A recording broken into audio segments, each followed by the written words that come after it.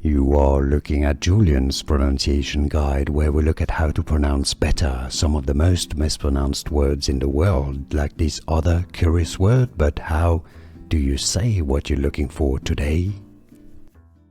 Let's learn once and for all how to pronounce this word. If you want to learn how to say more vocabulary in this language, stay tuned. There are many more videos for you. You'll definitely want to learn. We're really looking at how to say in English, English. Alright, so there are slightly different ways. The first pronunciation is definitely ing.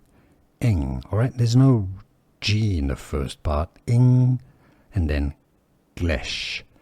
So it can either be pronounced glesh or glesh. Alright, slightly different pronunciations. British English and American English pronunciations are similar.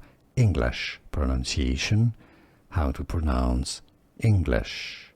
And now you know. Here are more videos on how to pronounce more confusing words and names too many mispronounced. Like this video if you found it useful. I appreciate your support. I'll see you soon and thanks for watching.